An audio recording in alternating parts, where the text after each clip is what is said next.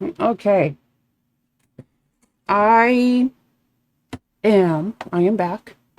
Last video I left off with just doing all of the finishing of the waxing. What I think maybe is the end of the uh I'll get there. The exterior finish there, that's what I was looking for. All right. So I've been trying to play around with various attachments for hinges. And I really liked this hinge for my bottom. Like this little dupe here. It was almost a perfect fit. The hingy part attached to the bottom is just above the bottom of the box, so it doesn't hit the surface. But the inset part of it was it was almost like that. It had the smallest gap. Like I only had to cut down the same depth as that center down here. I just went out and grabbed a Dremel and went chopping away. And I have a center line there. So now with that a little bit inset, I can use this as my hinge on this bottom panel. So it would be like, doop, like that. I was very happy with this one. My other hinges, not such a simple matter, but I'm still trying to work out that process with those. I think I'm going to try to hide my hinges and my hardware underneath the velvet. So I will do semi-assemblies. I can add, this hinge thingy-mabobber to the big case here. I will just line it up on that and then line this up. But before I get too carried away, this is now about half as thick as it used to be. And well, this particle board is very semi-crumbly. It's also annoyingly it's like the way I cut it, like it liked to crumble here. I mean, granted, I wasn't exactly being totally careful, but when I was using the Dremel here, it was just a royal pain. So I'm just going to extend a few lines with my Sharpie once I find it again. Okay, here we go. So I can center this like so. I think I got brain working now. And then I'm just going to use this little square here, and or maybe that would be better, right? It might be marginally better, except no, it's too thick. Okay, try this one. There we go. Then I can just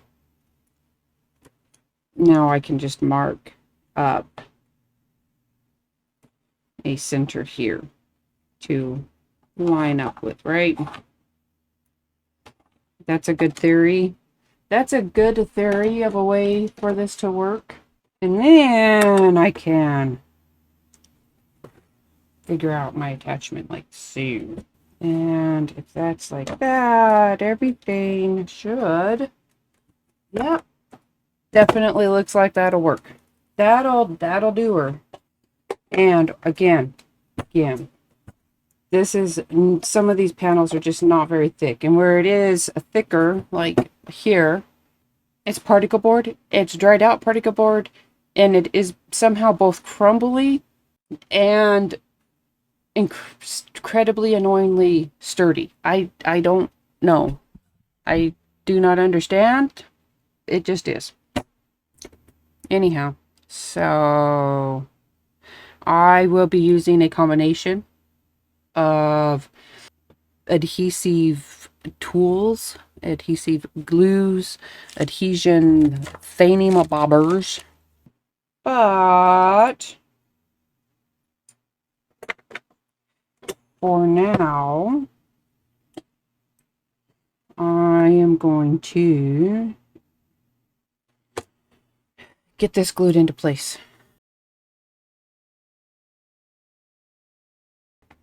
I got this weird little notch up there that I did not notice until, of course, right now. Just one little weird thing sticking out. Alright, that's better. Okay. We have attachment. I am going to get this clipped on and let that E6000 set up. The next course of action is working out my lid. Now, I actually did have this stenciled very specifically for the front, and that was when I did my stenciling. I made note of a very distinct stenciled area on the lid, and for me, that was that 770 right there. That was just mostly so that I would be putting the lid back on. I don't think it matters, but so that I would put it back on for everything to kind of line back up with each other. I also have my handle to think about, but I also have a lid hinge to think about. These were the original hinges. They're kind of really a cool decorative type of thing. They were originally on like so. I can actually still see some of the original holes. So they had this like weird bump that was decorative. I don't know why it's there, but it is. And then these rings on them, which I also don't know why is there, but they are. And I'm going to reuse them. I remembered a thing. Oh, thank goodness. The thing doesn't affect. My other thing that I thought it would have affected. That's back off to dry. Thank goodness I remembered in time. So, well, I have my first hinge on there drying. I am also going to work on, I want to add, I don't know, some kind of extra finishy look on the edges that show anyhow, if that makes sense. I was thinking maybe some kind of gold foil, gold paint, even a gold wax, maybe. So that's what I'm going to do now. I'm going to at least start work on these, a little bit more finishing work. And my handle, I want to do some stuff too before it goes on. I already have the black gesso on it. For my handle, I was kind of thinking of, I have some like suede leather cord. There we go. That was the word. Cord. I have like leather cord. And I thought about wrapping the handle part of it up in that after adding a little bit of distressing, maybe some rust effect paste or something like that on there. I'm going to just go grab up some stuff, I think, and then tell you what I've come across, came up with, thought about, and semi-decided on. I'm going to start with a jelly plate. I didn't want to use a paintbrush. I kind of thought maybe I could. I've used jelly plates, or I've used a jelly plate in the past for what I'm about to do. So hopefully it'll work again. I did try to keep the wax off of my edges. Like I said, back at the beginning of this, I did warn you. I said there's a distinct possibility that I will have to come back and be like, oh, I guess I should have done that. This is one of those times. I guess I should have done that. Anyways, I just have some brushed antique gold paint that I'm going to start with. Yes, start with. Because I would this would not be one of my projects if I did not decide to complicate matters. And plop. That's the easy one because I can just plop it. And then hopefully not get paint on everything like myself.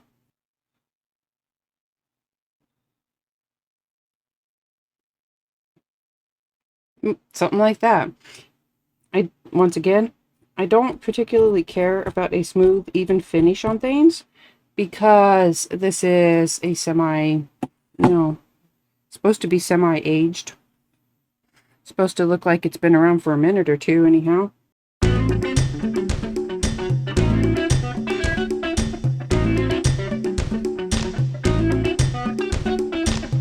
All right, we are working it out now. And I will just keep doing this, I don't know, until it looks right. I don't plan on putting it on too thick. I do have a couple of other additional mediums to add on.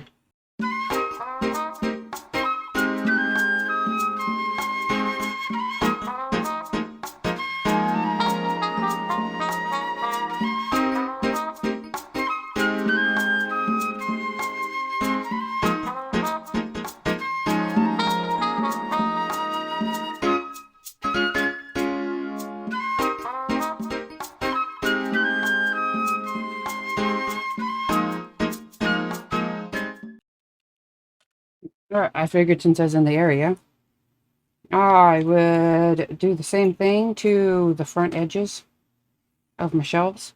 And then for my door shelves, I will do one edge for the front and then the two ends, since I don't know which end may or may not end up showing. Now I'm just going to clean this up and try another little experiment with the jelly printy thingy-mabobber, but without paint. I have an idea. I'm going to see if it works.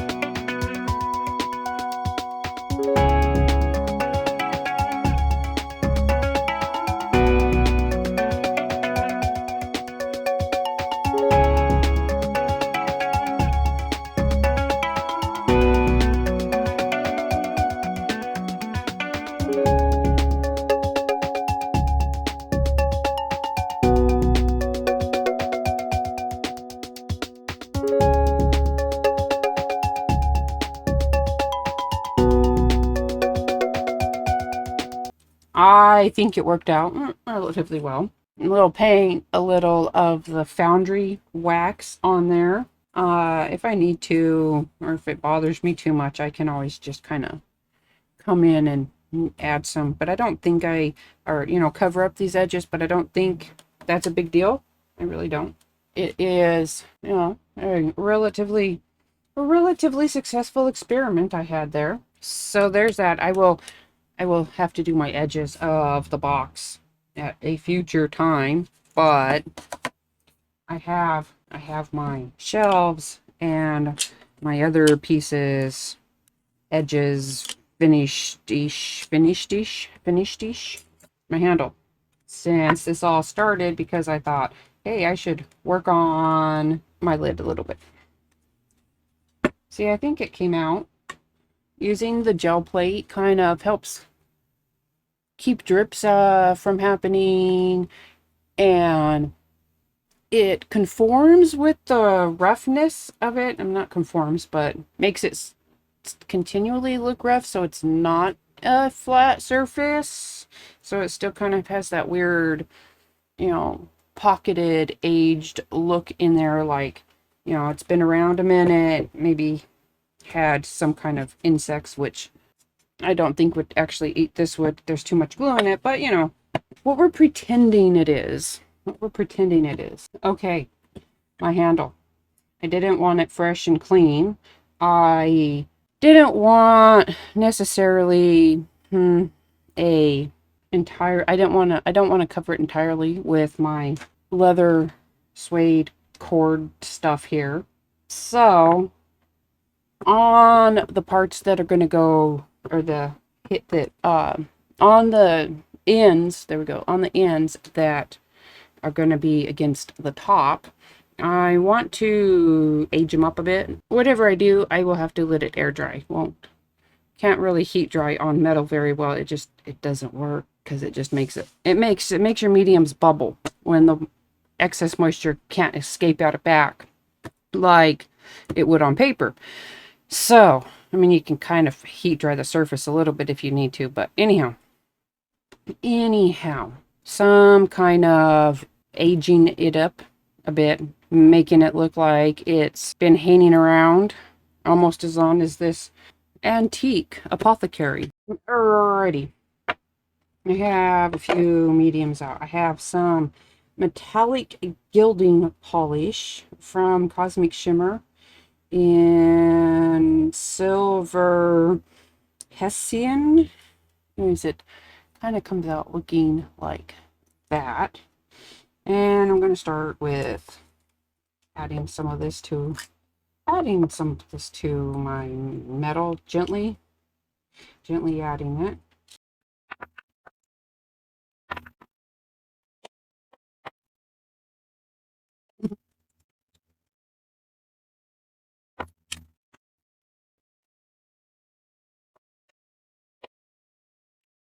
All right, it doesn't have to be a perfect coat on there, because I'm going to come in with some like rust-ish colors, like this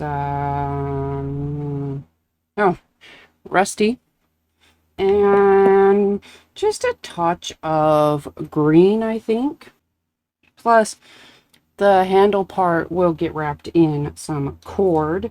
I just wanted to add the color there, just in case I don't get the cord on perfectly tight or what have you. This gilding polish really doesn't take very long to set up at all, so it's already coming off of my hands anyhow, or my hands are sticking to it. I'm going to let it set up, probably just enough time for me to rinse out my brush and come back and add on my rust effect paste, and then let all these mediums just sit and dry. Let my hinge glue dry over there on the box. I'll add my edging at some point in time before I get back to putting things together again, I think. Okay, because obviously I haven't done enough experiments with paint on this project. I was looking around, and I don't know if I necessarily liked the color in its full intensity, so I took some out, watered it down, made it a mess, and decided maybe I could add a little something. This is just some acrylic paint from 13 Arts, and I thought maybe I could add a little dollop of that in here.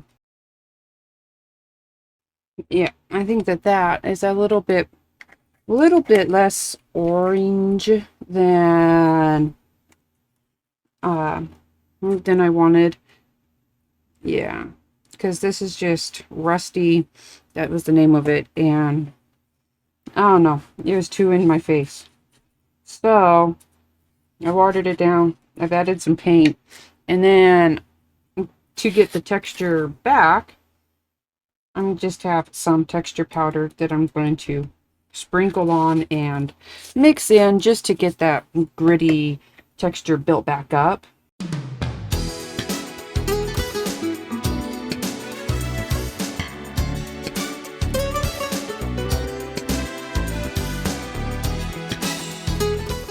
Just in case I need to add it anywhere else, I'm going to set it in this little container for now. And I'm going to let that layer dry. It's not on super thick. Hopefully it won't take too long to air dry. So I can come back with my next color mix experiment. I have a soft bristle brush for this because I don't want it to go on thick. Although I can always rinse it off. This isn't completely dry, but that's okay. If it mixes together a little bit, that's perfectly fine. And I'm just going to add these little agey areas here with the green.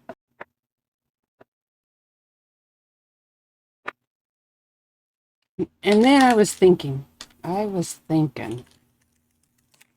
adding a little oxidization.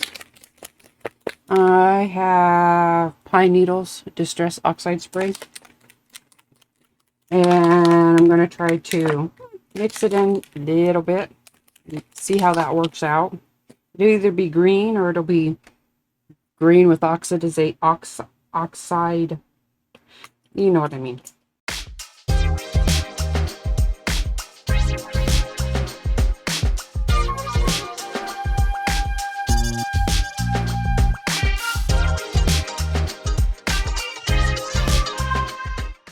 Alright, I'm going to let that dry. See how it comes out looking. I'm honestly already liking how everything's working together here. So we'll see. We'll see how it comes out once it has been given ample time for all of those wet layers to completely and fully dry. Alright, I must say that this handle came out really quite well, I think, for what I was picturing would happen. I think I don't want to spray it with water, but I do want to add some kind of protective coat just in case there's any loose dye from the distress spray. Don't want it shiny. So I think I will just give it a spray of some matte finish. That way it'll keep the matte with it, and also kind of help seal it. And I'll do that before I attach it. I just wanted to show my finished and dried handle there real quick. I'm going to be doing it just a little bit after I get something I can see with. So I'm going to be doing a little bit after I clean the things I want to be able to see out of. There we go. That's much better. I want to kind of get things put together. Like I want to get hardware attached on one side, like the hinge I have on the base for this door. Kind of start seeing if I can get an assembly process looking like an assembly process. These have these straps right here, or these rings on them, and I was thinking maybe I don't think I want to attach them yet, because I'm also thinking I might make some kind of strap to go through them. And so before I attach them, I would want to put I would put the fabric or the material through and then sew it and then attach it, straps and all. That making sense? If that's making sense. But I also want to think about how that would work here on doors and other moving parts. Alright, so while I try to work out the details of my hardware and the straps I'm going to put on, I'm going to wrap up this second segment of this project because I'm kind of thinking it'll get a little carried away if I keep trying to add more. And I don't feel like I did a whole lot, but I guess I kind of did. I mean, I got a bit of video here. So when I get back in the next video, I will work out more hardware and work out the straps and see how far that takes me. Still not sure how many segments this might be. I'm already thinking